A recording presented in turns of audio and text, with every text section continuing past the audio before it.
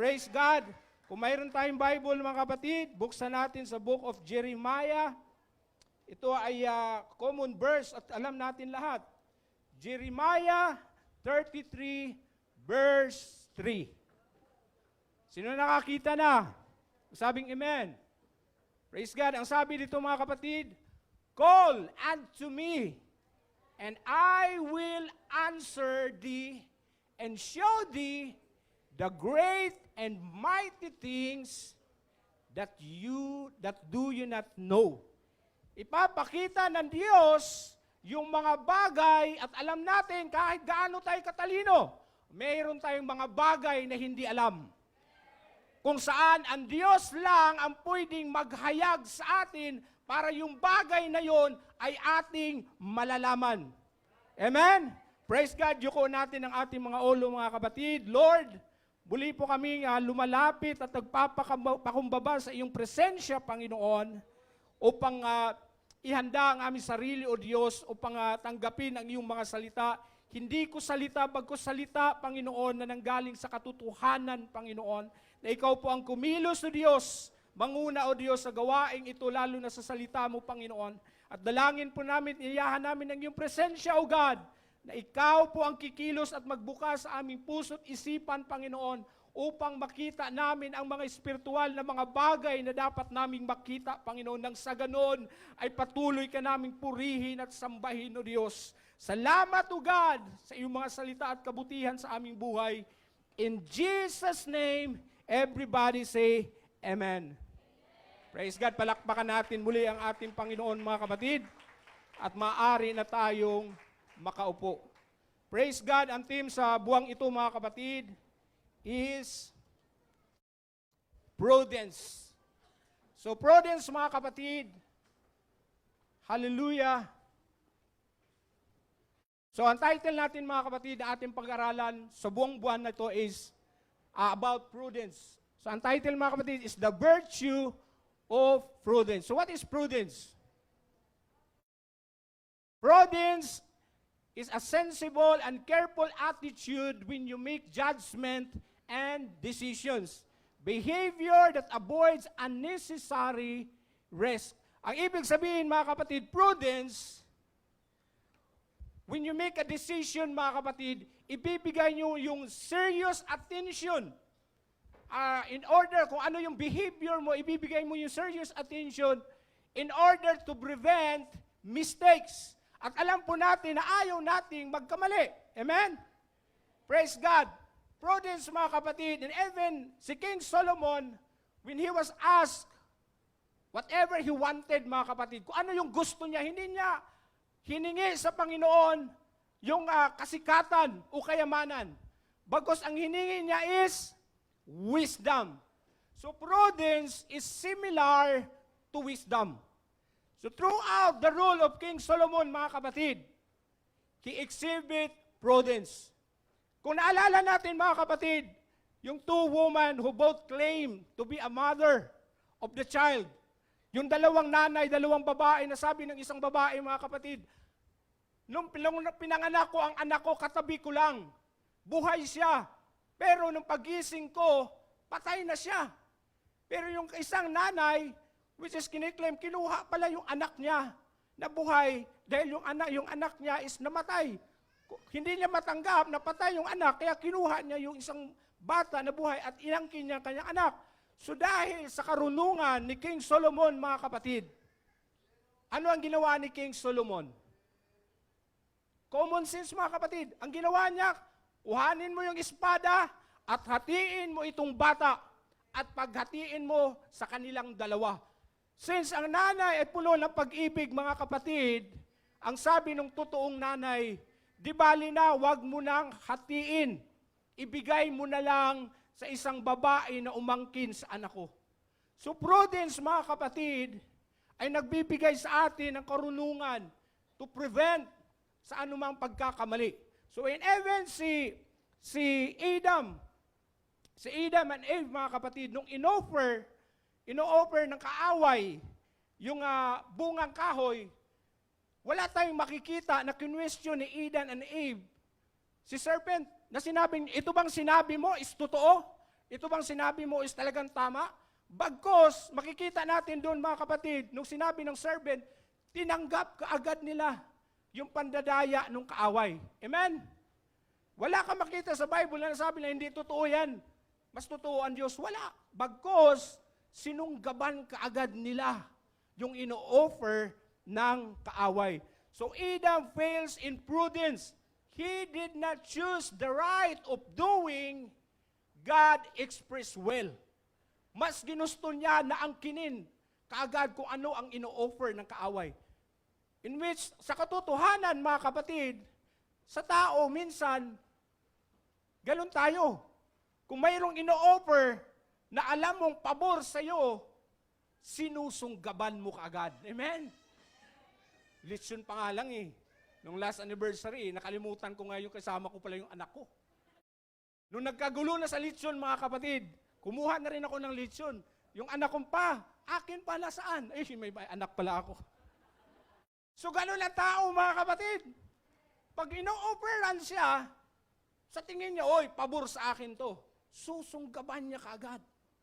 Pero ang prudent person mga kapatid, prudence, paano tayo magkaroon ng prudence mga kapatid? Prayer produces prudence. And prudent people pray. Hindi ka pwede magkaroon ng spirit of prudence kung wala kang panalangin.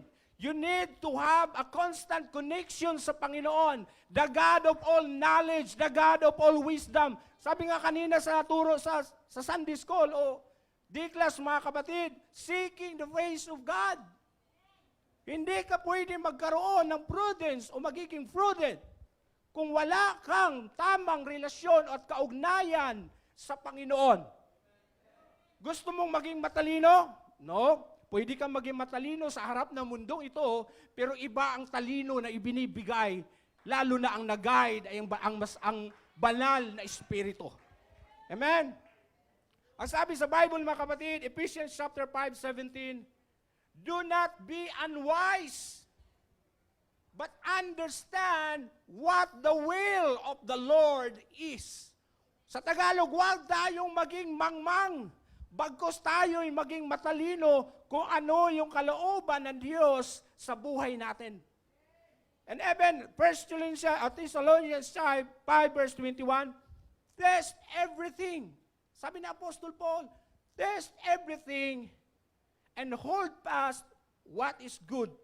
Sa Tagalog, suriin nyo ang lahat ng mga bagay at lumayo kayo sa kasalanan. Minsan, because of our human nature, mga kapatid, because of our fleshly mental desires, na gusto natin ang isang bagay, mga kapatid, minsan nakalimutan na natin na isang guni at lumapit sa Panginoon bago tayo gumawa ng isang desisyon. Right? Praise God. So prayer produces prudence. And prudent people pray. Hallelujah. Palakpakan natin ang Panginoon, mga kapatid. Praise God. Sa Proverbs chapter 24 verse 12, the prudent sees the danger and hide himself. Ang prudent people, mga kapatid, nakikita niya kung ano ang kapahamakan sa kaunahan. At dahil nakikita niya, parang mangingisda lang yan. Sino mangingisda rito sa province, sa sanay mangisda? Pag may laot ba, pag malakas yung alon, mananagat ka pa? No. Dahil alam mo malulunod at mapahama ka. Kaya ang prudent sees, ang sabi dito mga kapatid, prudent sees the danger na nasa unahan. He hid himself. Minsan, sa paglilingkod natin sa Panginoon, hindi kaduwagan, hindi katalawan kung umiiwas ka sa kasalanan. Bagkos katalinuhan ang ginagawa mo. Amen? Minsan sa harapan ng tao, sa harapan ng mundong ito, napakahina mo, napakalungkot ng buhay mo. Dahil ang buhay mo is simba, trabaho, pamilya. Pero sa harapan ng Diyos, ikaw ay tunay na matalino. And that's prudent, mga kapatid. Hallelujah. Palakpakan natin muli ang Panginoon, mga kapatid. Praise God, praise God. So isa pa dito mga kapatid, ang sabi dito sa book of Proverbs 14 verse 13, the simple believes everything, but the prudent gives thought to his steps. They do not rush in making decision. Pag nandoon yung isang prudent person, mga kapatid, sa isang bagay, pinag-iisipan at pinag-iisipan niyang mabuti ang kanyang gagawin. At hindi siya kaagad dito na jump into conclusion, mga kapatid, at gumawa kaagad na isang desisyon. So the other way of describing prudence is discernment. Ang isang pagpapaliwanag ng isang prudence, mga kapatid, is discernment. Sabi ni Winston Churchill, mga kapatid, the Prime Minister of the Britain, mga kapatid,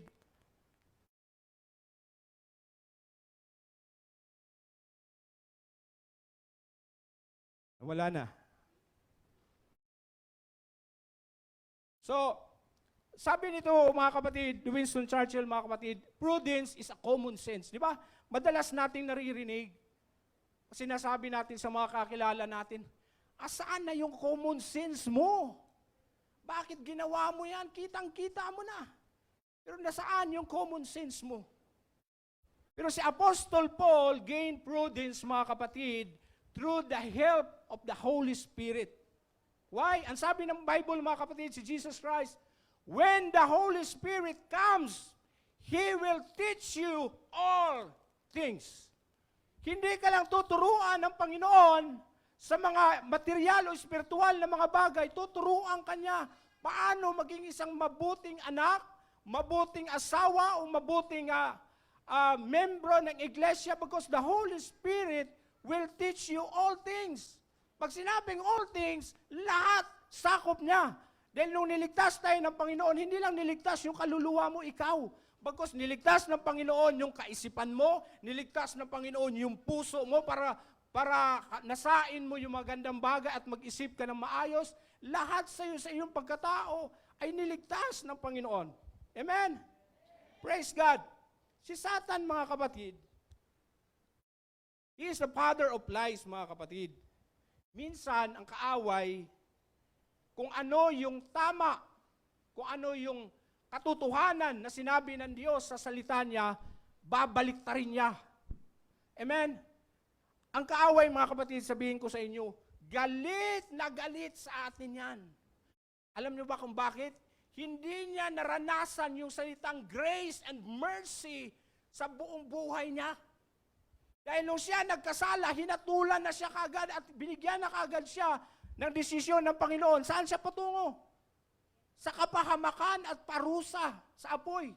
Pero ang tao, nung magkasala, binigyan pa niya ng grace, binigyan pa niya ng mercy, at nakaranas pa ng pag-ibig ng Diyos. Pero si Satanas, hindi niya naranasan yun. Kaya inggit na inggit si Satanas, mga kapatid. Gusto kanyang idamay.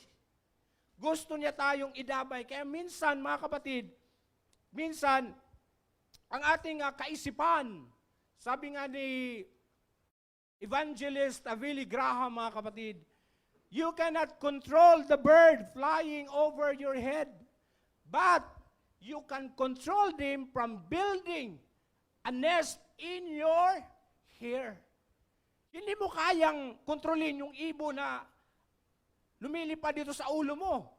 Pero, kaya mong kontrolin yung umibon na dumapo sa iyo at doon, gagawin doon sa mamamahay. Kasi ang totoo, mga kapatid, ang sabi ng salita ng Diyos, be careful of what you think, because your life is shaped by your thought. Ano man ang iniisip mo, yun yung magiging aksyon mo. Yun yung magiging gawa mo. Yun yung magiging sasabihin mo. Kaya ang sabi ng Panginoon, be careful of what you think, because your life is shaped by your thought. Amen? Palakpakan natin, Panginoon, muli, mga kapatid. Hallelujah. The challenge of today's, mga kapatid, is distinguishing between the truth of God and the counterfeit of Satan. Sabi ko nga kanina, mga kapatid, Matalino si Satanas. At alam niya kung saan niya tayo papasukan at saan niya tayo padadamahin. Sino marunong maglaro ng dama rito, mga kapatid? Yan, di ba? Pag nagdama, babantayan mo lang yung kasama mo, yung kalaro mo, saan to magmo-moves. Ops, dito ako. Ang kaaway, ganun din, mga kapatid. Sabi nga sa Bible, the devil is like a roaring lion. Pag siya nag-roar, ibig sabihin, teritoryo niya. Nagpaparamdam siya na nandito sa teritoryo ko to. Pero, pag siya ay sumalakay, hindi mo siya maririnig na maingay. Sumasalakay siya ng tahimik na masusurprise ka. Amen? Kaya sabi ng Panginoon, watch out so that no one can deceive you. Watch out, ang Panginoon na nagsabi, watch out that no one will deceive you. Dahil tayo ay namumuhay sa araw-araw na desisyon sa ating buhay. Amen? Pero by the help of the Holy Spirit, siya yung mag-guide sa atin sa araw-araw nating pamumuhay. Palakpakan natin muli ang Panginoon, mga kapatid. Hallelujah! The enemy can only defeat you after he deceives you. Kaya ka lang talunin ng kaaway pag ikaw ay nadaya na. Sabi nga sa Bible, mga kapatid, that thief cometh to steal, to kill, to destroy. Pero kung tayo ay naglilingkod sa Panginoon, hindi niya kayang patayin yung pagnanasa mo at nag-apoy mo sa paglilingkod sa Panginoon. Hindi niya kayang i-steal anuman ang kasiyahan o kaligtasan na meron ka until ma-deceive ka. Amen? Kaya yung kahulugan ng prudence, mga kapatid. Prudence is to prevent you to commit mistake. Para maiwasan kang gumawa ng isang pagkakamali, mga kapatid. Hallelujah. Praise God. Palakpakan natin ang Panginoon, mga kapatid. Hallelujah, Jesus. So the believers, mga kapatid, ang kaaway, mga kapatid, kung hindi natin bantayan, siya yung bubulong sa'yo. Oh, leader ka pa naman. Oh, tumatayo ka sa pulpit. Ganda pa naman ang boses mo. Wow, ganda ng boses mo, pero buhay mo, sintonado. Bubulungan ka niyan. At pinakamalala pa doon, pag nakita niya na hinang-hina ka na, ang pinaka-worst sasabihin niya, makamatay ka na lang. Wala na eh. Nakakahiya sa church, nagkamali ka ng isang ganito. Bubulungan ka na, nagkasala ka, di ba? Siya yung accuser, siya rin yung magkukondem sa'yo. Padadamahin ka, pasasakayin ka, mga kapatid. Pero, sa bandang huli, siya rin magsisihin ka rin. Wala na, kamali ka na, wala ka ng pag-asa. Tapos, pag tayo nagpalason at magtadaya, mga kapatid, titingin na tayo dun sa church, sa mga membro, oy, ako makasalanan, mas malala pa yun, no? Ganun lang kaaway, mga kapatid, lalasunin tayo. Mas malala pa nga sa akin yun. Hindi mo napapansin, habang naglalakad ka, puro ka reklam, hindi naman maganda yung ni pastor, yung leader, daming pagkakamali, mali yung pamamalakad sa church. Habang naglalakad ka, mga kapatid, napapansin mo, papunta ka na sa pintuan palabas. Paglabas mo, wala na. Bye-bye, punta ka naman sa ibang church. Pagpunta mo sa ibang church, pagpasok mo, nabulaga sa'yo, ang dami palang mali. Atras ka naman, balik ka naman, doon na lang ako. Mas maganda pa rito, mas enjoy pa ron. Pero may mistake nga sila, pero enjoy naman. Dito, wala kang makikitang magandang bagay. Ganun gagawa ang kaaway sa'yo. Bubulagin ka sa kabutihan, sa pagkilos ng Diyos sa buhay sa'yo. Magiging bulag at maging madaya ka dahil sa laso ng kaaway. Pero the Bible says, mga kapatid, looking unto Jesus, the perfecter and the finisher of our faith. Hallelujah! Praise God! Alam niyo, freedom, mga kapatid, minsan, umaawit tayo ng freedom. Freedom! Kantahan tayo. Sayawan tayo. Ang galing. Ang saya nga, pati nga kami mga tatay, wala na kami lakas para mag-worship, mapapatalong kami. Freedom! No more shackles. Ano ba? No more chains. No more bondage. I am free. Tayuan tayo lang. Sayawan ang saya. Pero alam niyo ba kung anong ibig sabihin ng freedom? Freedom means the power to speak, to think without hindrance or restraint. Tayo nag-i-enjoy sa freedom na binigay ng Panginoon, pero ang Panginoon hindi natin binigyan ng freedom. Hindi natin binigyan ng Panginoon ng freedom to act, to take, bagkus mayroon pang hindrance, mayroon pang restraint. Lord, diyan ka lang. Dito ako. During our decisions, mga kapatid, karamihan sa decision natin, mga kapatid, nakasama ba natin lagi ang Panginoon? Nakukonsult ba natin si Lord? Minsan, freedom, masaya lang tayo kumanta, pero freedom is the power to speak, to act, to think, without hindrance, without restraint. Minsan, pinipigilan natin ang Panginoon na kumilos sa buhay natin. Then, pagdating ng mga kapatid, nandun na tayo, bagsak na tayo, doon natin sisihin ng Panginoon, Lord, bakit ganito ang mangyari? Ito yung kalooban mo, Lord eh. Paano mo nasabing kalooban ni Lord? Baka kalooban mo, hindi kalooban ni Lord. Kaya nagkaganon ka. Kasi ang isang mananampalataya na may totoong relasyon sa Panginoon, hindi yan bako-bako ang daan ng buhay niya. Bagkus maayos at matino yung buhay niya. Saan ka nakakita naglilingkod sa Panginoon ang gulo ng buhay? Meron ba? Nagkakagulo na tayo because during our decisions, during our mga pag-desisyon natin sa buhay, mga kapatid, hindi natin sinasama si Lord. Amen? Hindi natin sinasama si Lord. Kaya ang nangyayari, bandang huli, sisihin din natin si Lord. Pero freedom, ang totoong freedom, ay bibigyan mo ng karapatan ang Panginoon na kikilos para sa iyo, na magsalita para sa iyo, without hindrance, na wala mong pagpipigil, without restraint. Minsan, mayroong hindrance because ang buhay natin is hindi namumuhay, hindi ayon sa kalooban ng Panginoon. Amen? Praise God! Sa Book of Joshua, mga kapatid, sa Book of Joshua chapter 9, verse 35, babasahin mo yung verse na yun. The deception of Gibeonites. Yung Israelites, mga kapatid, yung wall of Jericho, napakalaking city na yun, napakataas ng wall. Tinibag nila at nagtugumpay sila sa tulong ng Panginoon. After, nung na-conquer nila ang Jericho, ang pangalawang city na kinonquer nila is Ai. Nagkaroon ulit sila ng matagumpay na pagkikipaglaban. Pero sa pangatlong city, yung Gibeonites, nung nakita ng Gibeonites na ang Israelites is nagtagumpay, mahirap kalabanin, mahirap magtagumpay sa kanila, kasama nila ang Diyos. Ang ginawa ng Gibeonites, mga kapatid, para hindi sila mapatay, dinaya nila ang Israel. Pumunta sila kay Joshua at saka sa mga leaders. Ang sabi nila, kami ay galing sa ibang malayong lugar. Kami itong mga tinapay, luma na, itong mga tsinelas, mga damit namin, luma na. Pero ginawa nila yon para i-deceive ang Israelites. At dahil doon, ang sabi nga sa Bible, mga kapatid, ang Israel ay nabigong makikipag-ugnayan sa Panginoon.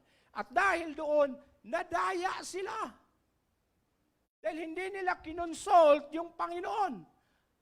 Ang ginawa nila, tinanggap nila ang Gibeonites na kalaban nila at nagkaroon pa sila ng kasunduan. Nung nalaman nila na dinaya sila, huli na. At nagkaroon na sila ng covenant. Once na magkaroon lang ang covenant, ang sabi ng Gibeonites, hindi mo na kami kayang patayin. Bakit? Nagkaroon na tayo ng kasunduan. So ang ginawa ni Joshua, mga kapatid, wala na silang magawa. Kumbaga, nadaya na sila. Bakit? Dahil hindi sila sumangguni sa Panginoon. Minsan sa buhay natin, mga kapatid, pag hindi natin sinangguni ang lahat ng bagay sa buhay natin, nagkakaroon tayo ng kompromiso sa mundong ito. Amen? Yung relasyon natin sa Panginoon, nagkaroon ng kompromiso. Dahil nadaya na tayo. Yes, dapat tayong mag-isip kung ano yung tama nating gagawin kasama ang Panginoon.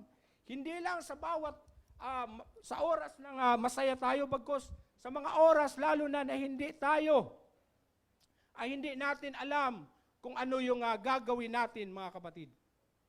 Praise God, hallelujah. So, dahil doon, mga kapatid, nadaya ang Israel. Bakit? Dahil wala silang kaugnayan sa Panginoon. So sabi ko nga, mga kapatid, prayer produces prudence.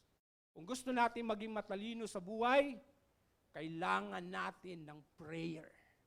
Kailangan natin ng kaugnayan sa Panginoon. Kailangan hindi lang prayer, pagkus prayer kung saan na siyang magbabago sa buhay natin, mga kapatid.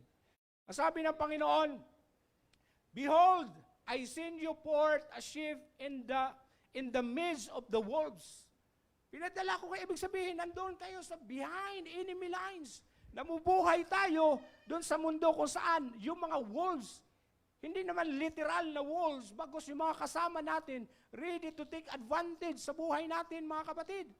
Minsan pa nga, sabi nga kanina, di ba, nadaya yung Israelites, pero minsan pa nga, tayo mga mananampalataya, number 1 tayo nabibiktima. Sinong nabiktima rito ng pyramiding scam? Di ba? Dahil sa pagnanasa at gusto mo malaking pera, invest tayo ng 10,000. Yung 10,000 magiging 15,000 after 30 days o 60 days. Tumubo! Okay to. Damay pa eh. Nag-i-invest pa eh. Ito naman, nag-i-invest na tayo, lumaki. Nung lumaki na, umabot na ng 100,000, yung na-invest, doon na. Si pyramiding scam, wala nang bumalik. Amen? Kaya nga even mananampalataya, nadadaya. Amen? Because hindi natin nga sinasangguni ang Panginoon. Eh kung ang bangko nga, magkano ilang percent lang ang tubo eh. Tapos doon sa iba, 100% halos. Buti na lang walang pera. Hindi ka talaga madaya. Di ba? Yung may mga pera, gustong lumaki. O sige, walang pera. Sige, mag-invest kayo dyan. Nung nag-iyakan, nakakatawa ka na. Wala akong pera kaya hindi ako nadaya. Amen? Pero minsan sa atin mga kapatid, bilang mananampalataya, nadadaya tayo. Nadadaya tayo mga kapatid. Kaya, importante na magkaroon tayo ng prudence mga kapatid. Prudence is like wisdom na binibigay ng Panginoon sa buhay natin. Sabi pa nga ng Panginoon, sabi niya mga kapatid, "Be ye wise as a serpents, and harmless as dove." Isipin mo si Jesus Christ mga kapatid, sinampul niya yung serpent. Diba? Ano, pag sinabing serpent, sige, pag sinabing serpent, ano maisip mo? Serpent, ahas talaga yan eh. Yun ang maisip mo kagad, negatibo kagad. Pero even Jesus Christ, sinampul niya, "Be wise as a serpent, and harmless like a dove." Bakit niya sinampol yung serpent, mga kapatid? Serpent has an outstanding insight. He has the ability to see and understand the truth. Alam niya ang katotohanan. Matalino ang serpent. Kaya sabi ng Panginoon, "Be wise as a serpent." Bakit? Even dun sa Garden of Eden, matalino si serpent. Why? Nakita kagad niya yung katotohanan sa sinasabi ng Panginoon. Kaya ang ginawa niya, binaliktad niya ang katotohanan sa kasinungalingan. Kaya sabi ng Panginoon, "Be wise as a serpent." Serpent has ability to see what is right. Alam niya ang katotohanan. Kaya gusto ng Panginoon, be wise. Hindi, be wise in the eyes of the world, but be wise in the eyes of God. Amen? Hindi natin kailangan maging matalino rito sa mundo, mga kapatid. Kasi pag may matalino ka, marami rin magmagaling pa sa'yo. Pag magaling ka, marami pang magmagaling sa'yo. Pero sabi ng Panginoon, "Be wise as a serpent." Ibig sabihin, maging mawise ka. Hindi sa harapan ng mga tao, kundi sa harapan ng Diyos. And harmless like a dove. Ano yung harmless like a dove, mga kapatid? Be holy. Be pure. Be smart. Anak ka ng Diyos, be smart.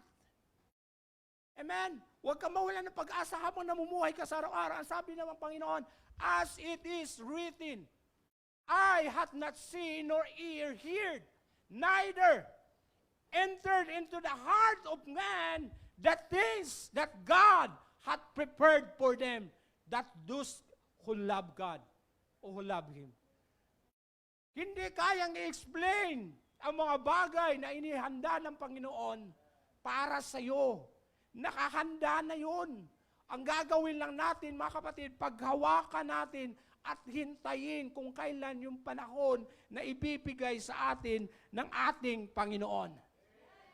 Amen? Hintayin lang natin, maghintay ka lang. Sabi nga ni Arap, ang buhay parang gulong lang yan . Minsan nasa ilalim ka, sa ibabaw ka. Tingnan mo. During pandemic, sa mga naka-experience ng kahirapan ng pandemic, di ba ang hirap? Hindi lahat naghirap, yung iba ayahay. Pero sa mga naghirap, mahirap nung time na yon. Pero yung ba yung pandemic, it seems situation ngayon, hindi. Dahil ang buhay, ganun lang talaga. Once na lumaranas ka ng bagyo, after bagyo, maayos na panahon at mayroong rainbow na mga kapatid. Hindi ka mananatili doon sa bagyo. Wala ka makitang bagyo at nanatiling bagyo. After the bagyo, mayroong rainbow. Mayroong pag-asa ang binibigay ang Panginoon. At hindi lahat ng bagay is pangit. Nasa atin lang kasi kung paano natin i-explain o i-define ang buhay natin, mga kapatid. Kung titingnan talaga natin, yung mga bagay na negatibo, talagang negative ka. Pero sa isang problema, sa isang dinaranas mong sitwasyon sa buhay, mayroong libo-libong kasagutan na inihanda ng Panginoon sa iyo. Amen? Kaya minsan, sabi ko nga, panayreklamo tayo, ganito kasi, ganito kasi. Kasi tinitingnan mo yung mga bagay na wala sa iyo. Pero kung tingnan mo yung mga bagay na meron sa iyo, oh, hallelujah! Lord, salamat nito. Lord, salamat sa mga anak ko. Lord, salamat sa pamilya ko kahit ganito malusog kami. Lord, wala naman kaming sasakyan, wala naman kaming mayaman o pera, Lord. Pero maayos yung sitwasyon namin sa buhay. Amen? Katalinuhan ang kailangan natin, katalinuhan, hindi ng katalinuhan ng mundong ito. Katalinuhan na nagmumula sa Diyos.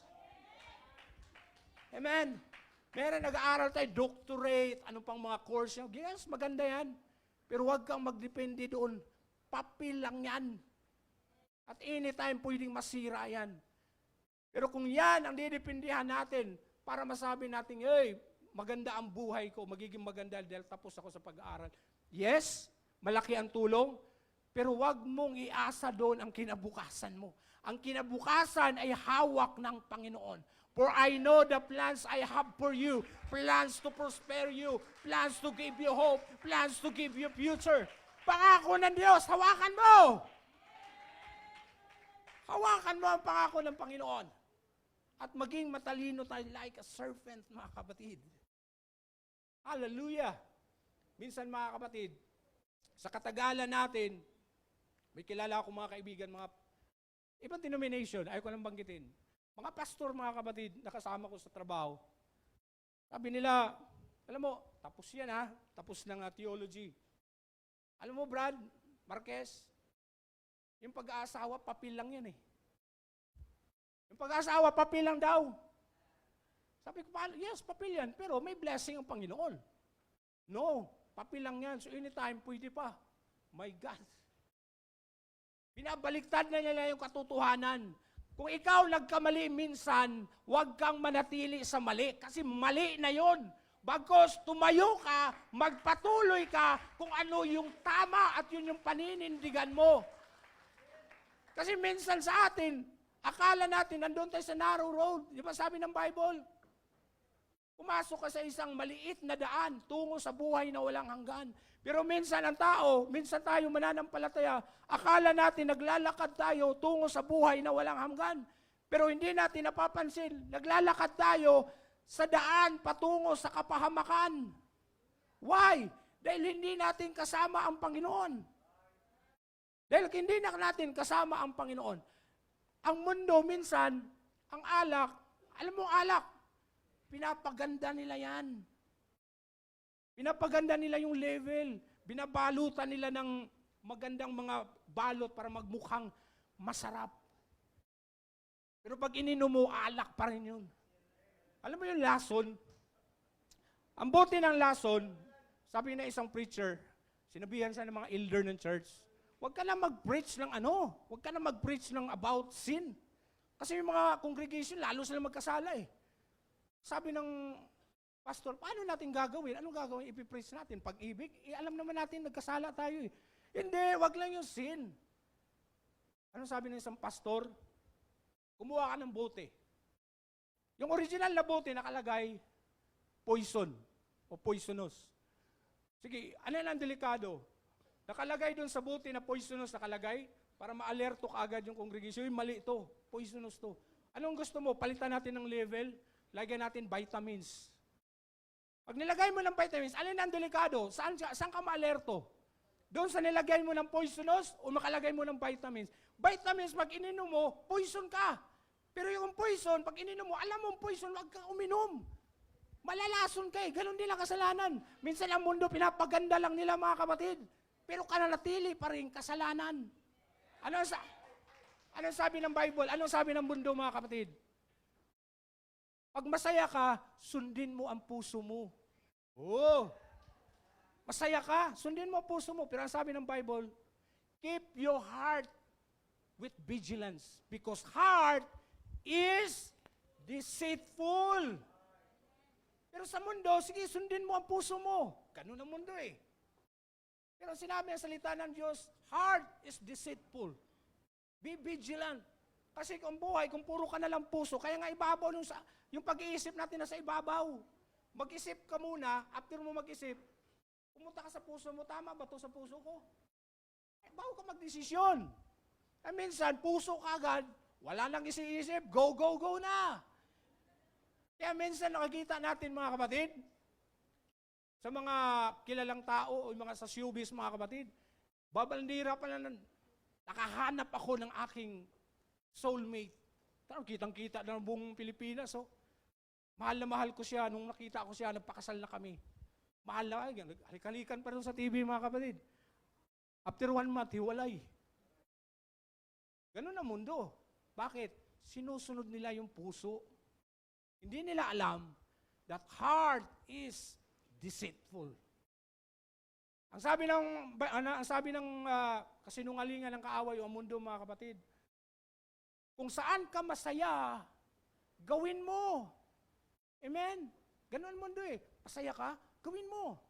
Pero ang sabi ng Panginoon, ang sabi ng salita ng Diyos, deny yourself and follow me. Lagi yan silang magkaiba.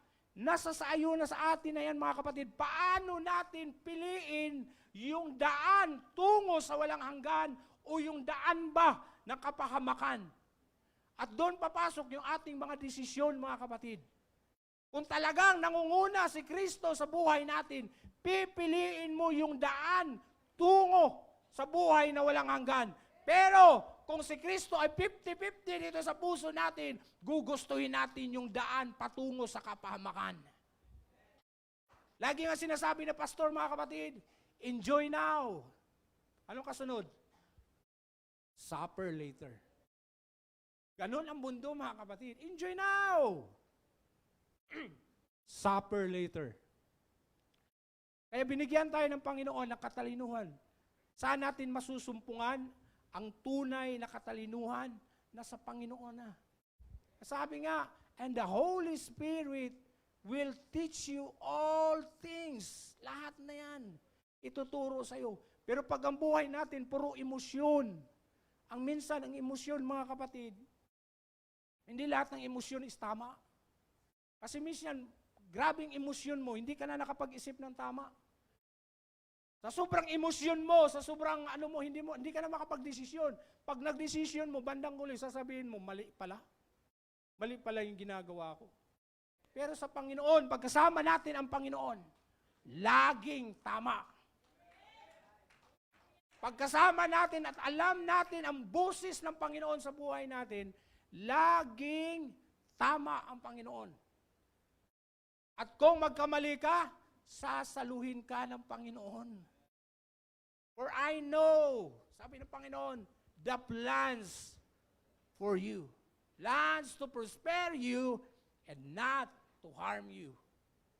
Naglilingkod tayo sa buhay, mga kapatid, sa Panginoon dahil sa katotohanan na ang buhay natin ay may katapusan. Last week nga, mga kapatid, nung dumalo tayo sa kapatiran natin na namatayan, mga kapatid, nung bumaba na ako sa ground floor, nung pauwi na ako, mga kapatid, nakasalubong ko yung binaba doon sa isang L300 van. Nakabalot na isang bangkay ng tao.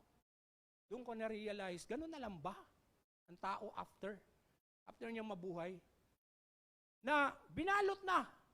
Binalot na isa sa pambalot, mga kapatid. At wala na, parang wala nang kwenta. Ganun ang buhay, mga kapatid. Akala natin, wow, napakasaya natin, nag-i-enjoy. Akala natin, walang katapusan. Pero ang lahat may katapusan. Pero ang kagandahan, pag Kristiyano ka at naglilingkod ka, nagtatapos ka na totoong katapusan na kasama mo ang Panginoon. Kaysa mamamatay ka na hindi mo alam kung saan ka tutungo. Ganon kaimportante ang buhay ng tao, mga kapatid. Kaya nga napaka-importante, isipin mo sa lahat ng ginawa ng Diyos. Ginawa niya ang langit, ginawa niya ang lupa, dagat, lahat ng isda o anumang ginawa niya sa pamamagitan lang ng boses niya. By His Word. Pero nang ginawa niya ang tao, nung ginawa tayo, ginamit niya yung kamay niya at hiningaan tayo. Ganon ka-espesyal sa Panginoon. Sa lahat ng ginawa niya, lahat na lang, ginagawit na yung kapangyarihan niya. Mayroong langit, mayroong lupa, may dagat, may lahat ginawa. Or pagdating sa iyo, hinulma ka ng Panginoon. Ganon ka-importante sa harapan ng Panginoon. Minsan, naisip natin, hindi tayo importante. No. Akala natin kulang na tayo dahil nabigo tayo sa gusto natin. No. Napaka-importante mo sa harapan ng Panginoon, kapatid. Higit pa sa inaakala mo, napaka-importante mo sa Panginoon. Akala natin katapusan ang lahat? No. Habang may buhay, lagi kong sinasabi, habang may buhay, may pag-asa. Pag nagising ka pa lang sa umaga, Lord, salamat Lord sa buhay, extension ulit to Lord. Pagising mo, Lord, thank you. Lalo na matitingnan ko yung nakapalibot sa bahay natin, Diyos ko. Pag lumindol to, bumagsak to, wala pa namang tamang structure tong mga bahay na to. Pag lumindol, bagsak. Pero pag nagising ka, na wow, umaga na no. Lord, thank you sa kabutihan mo, Lord. Lord, thank you, Lord, nakasama ko ang pamilya ko. Busy kami maghapon, pero pagdating ng gabi, nakikita ko pamilya ko ligtas at walang nangyari, Lord. Lord, thank you sa pag-ibig. Maraming mga bagay na dapat natin pasalamatan. At huwag tayong magreklamo, Diyos ko. Huwag tayong magreklamo dahil yung reklamo natin nakakarating sa Panginoon. Alam mo yung ginagawa niya sa Israelite dahil mga reklamador? Pinatay niya. Bakit? Napuno na ang Panginoon kasi hindi sila marunong mag-appreciate. Hindi sila marunong magpasalamat. Tandaan natin, mga kapatid, anumang akala mong pangit na bagay, pero pagkasama mo ang Panginoon, pagagandahin niya yan, kapatid. Amen? So prudence, mga kapatid, o pagiging prudent, mga kapatid, kasama natin ang Panginoon. Hindi yan knowledge mula dito sa mundo. Bagkos si Apostle Paul, nakuha niya ang pagiging prudent dahil sa tulong ng Panginoon. Amen? So ang Panginoon, mga kapatid, siya, sa Kanya nakatago ang lahat ng katalinuhan, lahat ng karunungan. Bigyan mo lang siya ng karapatan magsalita at kumilos sa buhay mo at sigurado makakapagdesisyon ka ng tama na ayon sa kalooban ng Panginoon. Amen? Palakpakan natin ang Panginoon, mga kapatid. Hallelujah! Hallelujah! Hallelujah! Tayo tayong lahat, mga kapatid. Praise God! Hallelujah!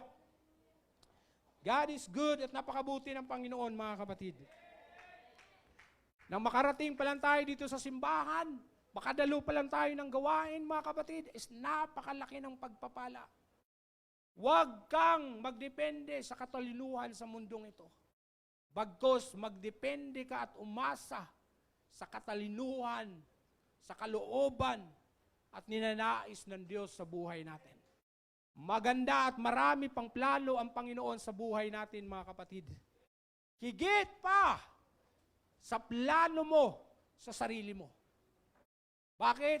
Dahil mahal na mahal ka ng Panginoon. Praise God. Hallelujah. Palakpakan natin ang Panginoon, mga kapatid. Wow! Hallelujah! Jesus! God is good, mga kapatid. Napakabuti ng Panginoon. Praise God. Awit tayo, mga kapatid. Singers. Alalahanin natin kung gaano kabuti ng Panginoon sa buhay natin, mga kapatid. Yes, marami tayong magagawa sa sarili natin, pero the best at mas maganda at sigurado tayong assured, mga kapatid, pagkasama natin ang kalooban ng Panginoon sa buhay natin. Oh, hallelujah. Hallelujah, Jesus. Di ko alam kung ano yung sitwasyon mo ngayon sa buhay. Hindi ko alam kung ano yung struggle mo ngayon sa buhay. Di ko alam kung ano yung mga katanungan mo. Pero ang Panginoon hanggang sumagot sa iyo. Call upon me, and I will answer thee, and show thee great and mighty things you do not know. Lahat ng bagay alam ng Diyos. Lahat ng bagay, yung puso mo, anong laman ng puso at kaisipan mo, alam ng Diyos. Anumang struggles mo, alam ng Diyos. Saan ka nahihirapan ngayon, anumang dala mong struggle o problema sa pamilya, alam ng Diyos. Ang kailangan lang natin, ang gabay at pangunguna ng Diyos. Praise God, mga kapatid, bukas ang altar para kausapin natin ang ating Panginoon. Naghihintay lang siya. Sabi ng Panginoon, come unto me all you are weary and burdened, I will give you rest. Lumapit kayo sa akin, kayong nabibigatan at napapagal, at pagpapahingahin ko kayo.